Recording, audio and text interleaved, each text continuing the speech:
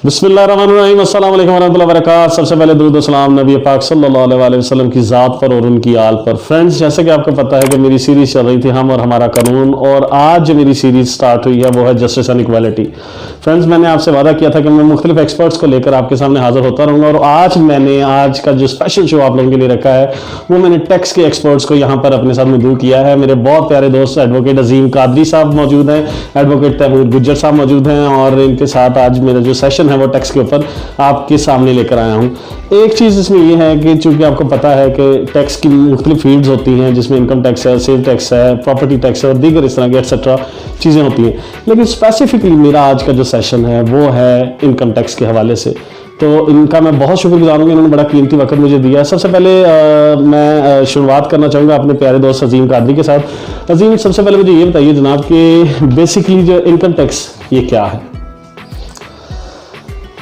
जी उमर भाई, जैसा कि आपके नॉलेज में है कि ये देखें, एक घर है कोई, मतलब वो बजट से चलता है, ठीक है ना। राइट। कंट्रीज, सारी कंट्रीज जितनी भी है, जैसा कि पाकिस्तान, ये मुल्क चलाने के लिए आमदन की जरूरत है। सबसे बड़ा सोर्स किसी भी गवर्नमेंट का ये होता है कि उसकी टैक्स कलेक्शन। राइट। उसमें ये डायरेक्ट टैक्सेस की मद में ये जो इनकम टैक्स लिया जाता है, ये किसी भी बंदे की जो आमदन है पूरे साल की, जैसा कि हमारा फाइनेंशियल ईयर स्टार्ट होता है 1 जुलाई से और 30 जून तक वो उसकी एंडिंग पीरियड होती है। ठीक है, राइट।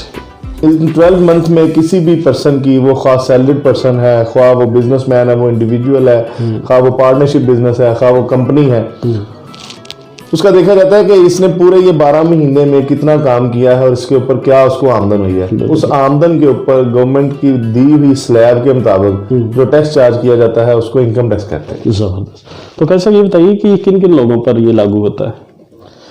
ये उमर भाई, हर उस बंदे के ऊपर जो टैक्स नेट में मतलब नहीं भी है, लेकिन जिसकी जो इनकम है वो गवर्नमेंट की दी हुई जो स्लैब है, जो बिलो टैक्स लिमिट से ऊपर वाले लोग आ जाते हैं, जिनकी इनकम टैक्सेबल है, हर वो बंदा जिसकी इनकम एक्सीड कर जाए टैक्सेबल लिमिट से, that person is liable to file his income tax return and payment of income tax. ठीक है, ज़बरदस्त। Thank you so much Aziza. मैं अब तैमूर साहब आपकी तरफ आ रहा हूँ। अक्सर हमने देखा है कि बहुत सारे लोग होते हैं जिनका NTN भी बना नहीं होता, नेशनल टैक्स नंबर नहीं होता है उनका, और उनको नोटिस आ जाते हैं। वो उनके हवाले से थोड़ा सा रोशनी डालेंगे, वो क्या चीज़ है? जी फरमाइए। जी, सबसे पहले तो मैं ये कहूँगा कि ये एक हमारा कौमी फ्रीज़ा है, नेशनल टैक्स नंबर लेना। राइट। और ये नहीं है कि कोई भी एक आदमी थोड़ी इनकम है जिसकी कि वो भी नहीं, कि वो कह रहा है कि मेरी तो इतनी है नहीं इनकम, या मेरी इतनी पसली नहीं है कि मैं ये दूँ टैक्स। तो इसका ये मतलब नहीं है कि जिस बंदे ने NTN ले लिया है वो लाजमी टैक्स अदा ही करेगा। बिल्कुल ठीक। वो ईमानदारी से जितनी भी उसकी इनकम आ रही है पूरे साल की, वो अंदर एक्सप्लेन करे कि मेरी ये इतनी इनकम है, इतने मेरे खर्चे हैं, और बस। NTN मीन्स डजंट मीन कि जनाब आप जो है आपको लाजमी तौर पे टैक्स देना ही देना है।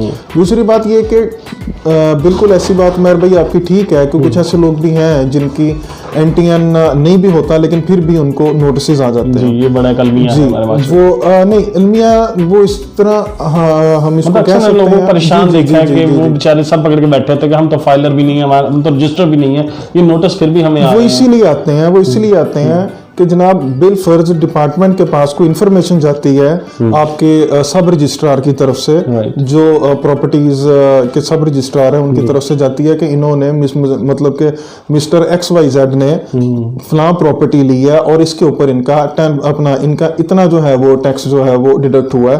तो जनाब आप तो फाइलर भी नहीं है, आप तो इनकम भी कोई नहीं शो कर रहे, so how you are getting this property. यानी कुछ ना कुछ वो फिर आपको नोटिस इशू करते हैं। आप बच्चों की फीसेस दे रहे हैं, आप बच्चों की 1.5-2 लाख रुपया फीसेस दे रहे हैं, और वो जो स्कूल है वो तो आपका टैक्स डिडक्ट कर रहा है। बिल्कुल सही। और वही वाली जो इन्फॉर्मेशन है वो वाली डिपार्टमेंट के पास चले जाती है, और डिपार्टमेंट आपको नोटिस इशू कर देता है कि यार आप जो है वो किस तरह अपनी जो वो इनकम है उसको मैनेज कर रहे हैं, कि आप फाइलर भी नहीं है, हमें बता भी नहीं रहे, और लेकिन आप लाखों रुपया बच्चों की जो फीसेस है वो पे कर रहे हैं। उन्हें खुद नहीं पता था कोई ना कोई जो लूप होल है। और थोड़ा सा मैं और मजीद ऐड कर दूं कि अब पुराना हिसाब नहीं रहा है। बिल्कुल।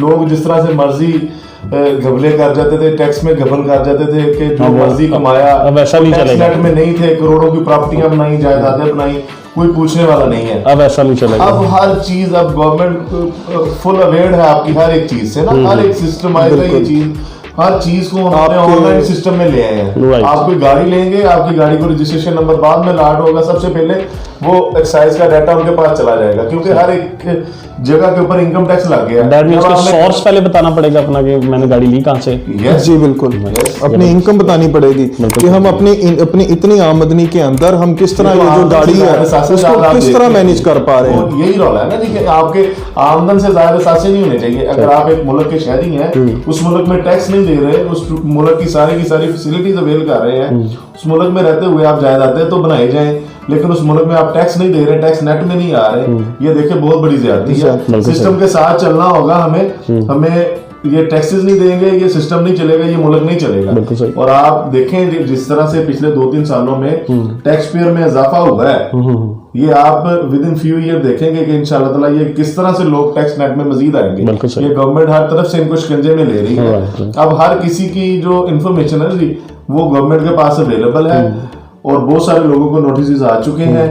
अब पहले ये होता था, देखिए जैसे आपने क्वेश्चन किया कि ये नोटिस जो है ये उस बंदे को भी आ जाते हैं जिसको एंटीएन नहीं लगा हुआ। जिसका एंटीएन नहीं होता। पहले बचने का तरीकाकार यही था कि एंटीएन ना ले, टैक्स नेट में ना आए, कोई नहीं पूछेगा। जो बेचारे चंद लोग दे रहे थे टैक्सेस, सिर्फ उन्हीं से पूछगछ होती थी। जी जी जी जी। ये तो हम लोग सब लोग पीछे रहते थे। ये गवर्नमेंट को इस चीज के ऊपर कायल किया है कि देखें ये जो थोड़े से लोग टैक्स नेट में, आप उन्हीं से टैक्स वसूल करते रहेंगे, उन्हीं के ऊपर ये सारे का सारा बोझ का बर्डन डालते जाएंगे, तो सिस्टम ऐसे नहीं चलेगा। बिल्कुल सही। आप अपने टैक्स नेट को बढ़ाएं, राइट सही। इसको आप जो बजट है इसकी बजट को भी बढ़ाएं। इस बजट के जो बोझ है वो जिन लोगों के कांधों पे डालना है वो लोग भी ज्यादा हों। Right. अब वो लोग ये टैक्स नेट में लाने के लिए ये अब नोटिस मजीद आएंगे। राइट, बिल्कुल सही। तो मैं बीइंग लॉ रिप्रेजेंटेटिव, मैं तो अप्रिशिएट करूंगा इस सिस्टम को। ये जो सिस्टम मुतारफ करवाया गवर्नमेंट ने, ऑफ कोर्स ये हमारे ही राइट्स के लिए होता है, हमारे लिए होता है। तो मैं आपसे एक क्वेश्चन करूंगा, वो ये कि ऑडिट जो होता है ये किन लोगों का होता है?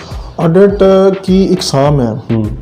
ऑडिट एक तो होता है रैंडम बैलेटिंग होती है कंप्यूटर के, जिस तरह आप ये हिसाब लगा लें जिस तरह बॉन्ड निकलता है कि वो रैंडम बैलेटिंग होती है, इस तरह जो है वो बॉन्ड निकलता है। इसी तरह ही ये अंडर सेक्शन 214C ये रैंडम बैलेटिंग होती है। तमाम जितनी भी बार्स हैं उनके रिप्रेजेंटेटिव्स इस्लामाबाद जाते हैं और उनकी सबकी सुपरविजन में एक रैंडम बैलेटिंग होती है, जिसके साथ पूरे पाकिस्तान से कुछ परसेंटेज होती है वो एक निकाल लेते हैं कि हाँ हम इस दफ़ा अगर 2 मिलियन या 3 मिलियन टैक्स पेयर्स हैं तो इनमें से हम 5% या 10% या 6% जो है वो लोगों का ऑडिट करेंगे। एक तो ये तरीका है, वो उनका ऑडिट होता है जो कि रेगुलर टैक्स पेयर्स होते हैं। एक होता है जिसका कमिश्नर अंडर सेक्शन 111 वो जिसको मर्जी चाहे कमिश्नर साहब उससे उसकी इनकम टैक्स की रिटर्न जो होती है उसके अगेंस्ट पूछ सकते हैं कि तो जनाब आपने ये जो चीज़ डिक्लेयर की है वो आपने कहाँ से डिक्लेयर की, कहाँ से खरीदी है या कैसे डिक्लेयर कर दी है, और आप जो है इसको आके एक्सप्लेन करें, प्रॉपर एक्सप्लेन करें और हमें बताएं। यानी कि जो कमिश्नर है as he deems fit he can send you notice under section 111 to get information about your return, that from where you are getting all these assets और all these expenses from you where you are having these all expenses. So इसलिए ये जो होता है audit, फिर उनको notice आते हैं। 177 का नोटिस आ जाता है, फिर 176 का नोटिस आता है, notice to get information regarding your previous return. अगर तो हम उनको सेटिस्फाई कर देते हैं तो वो वहां पर ही जो नोटिस होता है वो उधर ही क्लोज हो जाता है। अगर हम उनको नहीं कर सकते तो फिर उसकी वो हमारे खिलाफ असेसमेंट कर देते हैं। फिर जो असेसमेंट होती है फिर उसके खिलाफ फिर हम अपीलों में जाते हैं कमिश्नर अपील के पास, फिर उसके लिए फिर नेक्स्ट जो है लेवल वो आ जाता है, ट्रिब्यूनल आ जाता है, फिर हाई कोर्ट आ जाती है। इसलिए जो जितनी भी चीज़ें हैं जो भी हैं, मैं तो यही सुजेस्ट करूंगा कि अगर कोई भी जो चीज़ है, जिस तरह हमने अपने नाम पे कोई नई रजिस्ट्री करवाई है या कोई नई चीज़ जो हमने खरीदी है, उसको हम जो भी डीसी रेट है उसके हिसाब से बिल्कुल अच्छे तरीके से being good citizen of Pakistan, हम वो जो चीजें हैं उनको मेंशन करें, क्योंकि आज नहीं तो कल डिपार्टमेंट के पास तो वो इंफॉर्मेशन जानी है। उन्होंने आपको 176 का नोटिस तो इशू कर ही देना। इससे बचने के लिए और इससे सबसे बेहतरीन हल यही है कि हम बीइंग ए रिस्पॉन्सिबल सिटीजन, हम वो जो चीजें हैं वो अकॉर्डिंग टू देयर इंफॉर्मेशन जो है वो हम डिक्लेयर करें। जबरदस्त। तमिल साहब ये बताइएगा कि बिजनेस जो है वो रजिस्टर जरूरी है? जी बिल्कुल, बिजनेस रजिस्ट्रेशन जो है ये बहुत ही ज्यादा एक इंतहाई अहम फरीजा है हमारा। राइट। एक तो जो बिजनेस करने वाले जो पार्टनर्स होते हैं उनकी सिक्योरिटी के लिए, और दूसरी चीज ये है कि जो दोनों के राइट्स हैं उनकी सिक्योरिटी के लिए ये बहुत ज़रूरी है।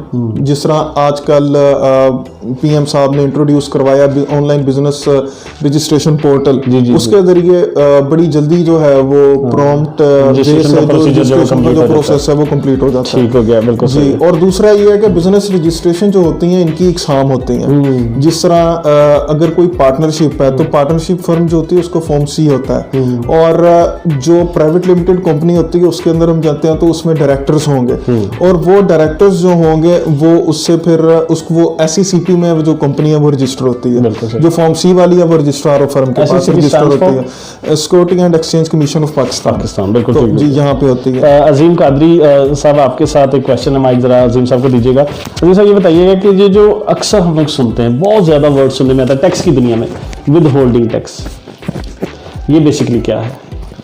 Yes sir, with holding tax ये कोई नया टैक्स नहीं है, ये इसी इनकम टैक्स का पार्ट एंड पार्सल है। आप इसको कह सकते हैं कि ये एक किस्म का एडवांस टैक्स है जो गवर्नमेंट ड्यूरिंग द ईयर आपसे एट द स्पॉट ले लेती है। वो किसी भी मद में हो सकता है, यानी कि आप कोई भी फाइनेंशियल ट्रांजैक्शन करते हैं, मिसाल के तौर के ऊपर आप किसी को कुछ सप्लाई देंगे, उसके ऊपर एट सोर्स टैक्स काट लिया जाएगा, गवर्नमेंट ने रेट्स दिए हुए हैं। लोग क्या करते हैं, लोग at the end of year जब टैक्स कैलकुलेशन करते हैं कि टैक्स ना देना पड़े, टैक्स एविजन के लिए वो चीज़ों को कंसील करते हैं, अपनी इनकम थोड़ी डिक्लेयर करते हैं। गवर्नमेंट के पास ये सबसे बेहतरीन हथियार है विद होल्डिंग टैक्स की सूरत में कि वो साथ साथ आपसे विद होल्डिंग टैक्स लेती रहती है, और at the end of year आपने सिर्फ अपना एक हिसाब करना है कि मैंने कितनी इनकम जनरेट की हुई है मेरी पूरे साल में, उसके ऊपर कितना पेएबल टैक्स है, उसमें जितना with hold at the spot हो गया जिसको आप विद होल्डिंग टैक्स कह रहे हैं वो आपने माइनस कर देना है, रिमेनिंग आपने पे करना है। अगर विद होल्ड ज्यादा हो गया वो आपने सिर्फ डिक्लेयर करना है रिटर्न में, जैसे आजकल बड़ा फास्ट सिस्टम हुआ जी रिफंड का, वो आपने रिमेनिंग पेमेंट का गवर्नमेंट से रिफंड क्लेम करना है, वो आपको रिफंड मिल जाना है। सही सही। अब कोई भी आप किसी भी जगह पे चले जाएं, ये बल्कि मैं समझता हूं कि गवर्नमेंट को मजीद इसका दायराकार वसी करना चाहिए हर जगह के ऊपर, यानी क्राइटेरिया सख्त कर देना चाहिए। नहीं, सख्त नहीं करना चाहिए। देखें, अब हम लोग सारे टैक्स देते हैं खान साहब, टैक्स देने के बावजूद हम टैक्स चोर हैं, टैक्स नेट में नहीं है, टैक्स दे रहे हैं। बिल्कुल। आपको बिजली का बिल आता है, आप उसके ऊपर टैक्स आप टैक्स दे रहे होते हैं उसके ऊपर। आपको आप मोबाइल का बिल यूज करते हैं, आप उसके ऊपर टैक्स दे रहे हैं। आप गाड़ी को टोकन लगवाने जाते हैं, उधर विद होल्डिंग टैक्स लग रहा है आपको। आप रजिस्ट्री करवाने जाते हैं, उधर विद होल्डिंग टैक्स लग रहा है आपको। इंटरनेट का बिल यूज करते हैं, आपको उसके ऊपर विद होल्डिंग टैक्स लग रहा है खान साहब। ठीक है, हर जगह के ऊपर टैक्स दे के एक साल बाद सिर्फ जो एक गोशवारा फाइल करना होता है जिसे इनकम टैक्स रिटर्न बोलते हैं, वो ना करके हम टैक्स नेट से बाहर है। तो बेसिकली ये किन लोगों पर अप्लाई होता है? ये हर सिटीजन के ऊपर अप्लाई होता है। बेसिकली मैं समझता हूं कि कोई भी बंदा टैक्स नेट से बाहर नहीं है, हर बंदे को टैक्स नेट में आना चाहिए। देखें, सिर्फ वो लोग जरूरी नहीं है कि जिनकी इनकम टैक्सेबल हो के वही टैक्स नेट में होंगे, जैसा कि ये गवर्नमेंट पिछले 3-4 साल से करना चाह रही है। तो वो एनटीएन लेना की शर्त ही खत्म कर दे, वो कहेंगे कि CNAC बेस सिस्टम ले आए कि आपका CNAC आपका एनटीएन होगा। हर बंदे को टैक्स नेट में होना चाहिए, उसको जस्ट डिक्लेयर करना है कि मैंने इनकम जो अर्न की है वो टैक्सेबल है या नहीं। अगर टैक्सेबल है तो साल बाद वो दे दें। और विद होल्डिंग तो हर बंदे का हो ही रहा है, जैसे विद होल्डिंग हर किसी का हो रहा है। मैं समझता हूँ कि टैक्स नेट में भी हर बंदे को होना चाहिए। सही सही। तो तैमूर आपसे भी और अजीम आपसे भी एक रैंडमली मैं क्वेश्चन पूछ रहा हूँ, वो ये है कि व्हाइट मनी और ब्लैक मनी में डिफरेंस क्या है? थोड़ा सा, टू बी वेरी फ्रैंक, मैं ये क्वेश्चन जरा हटके कर रहा हूँ। व्हाइट मनी वही है जैसा कि जिसके ऊपर आपने अपना टैक्स दे दिया, जो डिक्लेयर्ड मनी है, जो गवर्नमेंट के कागजों में आपने जिसके ऊपर टैक्स दे चुके हैं, जिसको आप डिक्लेयर कर चुके हैं, जिसका कोई जेन्युइन सोर्स बनता है, खा वो टैक्सेबल है या नहीं, सपोज आपको कोई फॉरेन रेमिटेंसेज आई हैं, बाहर कोई आपका दोस्त है, कोई आपका भाई है, कोई रिलेटिव है, वो आपको बाहर से रेमिटेंसेज भेजता है, वो टैक्सेबल नहीं है। अब लेकिन उसका सोर्स बताएंगे, अगर वो बता दिया, डिक्लेयर कर दिया, तो आपकी वो वाइट मनी है। अगर सपोज वो लीगल चैनल से भी आई है लेकिन हमने डिक्लेयर नहीं की, तो वो ब्लैक मनी है, जिसको हुंडी वगैरह कहते हैं या कुछ। नहीं, हुंडी तो लोग वो इसको तो मैं समझता हूँ कि इसके ऊपर मजीद सख्तियां होनी चाहिए। जैसे आप देख रहे हैं कि आहिस्ता आहिस्ता ये हर सारी चीजें खत्म हो रही है, इसके ऊपर मजीद चेक एंड बैलेंस लग रहे हैं। ठीक है, अब ये जो हुंडी सिस्टम है सर, इसमें तो लोग क्या करते हैं, अपने पैसे सिर्फ वाइड करवाने के लिए इधर से पैसे देते हैं और बाहर से पैसे उनके अकाउंट में लग जाते हैं। ठीक है, ब्लैक मनी को वाइट मनी करने का ये जो 2 नंबर जरिया है हुंडी सिस्टम वगैरह, ये गलत है, ये नहीं होना चाहिए। बाकी ब्लैक मनी वही है जो टैक्स नेट में नहीं है, जिसके ऊपर आपने टैक्स नहीं दिया है, जो गवर्नमेंट के कागजों में जिसको आपने डिक्लेयर नहीं किया, जिसका एक्सप्लेनेबल सोर्स नहीं है ना जी आपके पास, वो ब्लैक मनी है। जिसको आप एक्सप्लेन कर सकते हैं, जिसकी आपके पास जस्टिफिकेशन डिक्लेयर्ड है, वो वाइट, जिसकी आपके पास जस्टिफिकेशन है ना, वो आपकी वाइट मनी है। बिल्कुल ठीक है। और तमिल साहब, आप अगर मेरे व्यूवर्स को कुछ किसी किस्म का कोई सलाह देना चाहें टैक्स के हवाले से, तो काइंडली क्या कहेंगे आप? मैं उमर भाई, उसमें आपको मेरी सबमिशन तो यही है कि देखें, being a citizen of Pakistan, ये हमारा मुल्क है सर, हमने इसमें रहना है, हमारी आने वाली नस्लों में इसमें रहना है, कुर्बानियां दी हुई हैं इसके बारे, इस मुल्क को बनाने के लिए। ठीक है, ये मुल्क चलना है टैक्सेस से। ठीक है, मैं सबसे रिक्वेस्ट करूंगा, सब टैक्स नेट में आए सर, इस सिस्टम का हिस्सा बने। ठीक है, अपनी आमदन के ऊपर टैक्सेस दें। ठीक है, अपनी रिटर्न्स फाइल करें ताकि ये मुल्क मजीद तरक्की कर सके, ना कि हम लोग बाहर दूसरे मुल्कों से एड लेने जाएं, बाहर दूसरे मुल्कों से हम लोन लेने जाएं। बेहतर है कि हमारे पास अपने रिसोर्सेज इतने हों, हमारे अपने शहरी इतना टैक्सेस देते हों कि जिसके साथ हम अपना मुल्क भी चलाएं और इस मुल्क में रहने वालों की बेहतरी के लिए उसी पैसे को जो हमारा निचला तबका है यूटिलाइज करें और उनको ऊपर लेकर। Thank you so much viewers, बहुत शुक्रिया आप फ्रेंड्स, आपने मतलब इतना अपना कीमती टाइम मुझे दिया।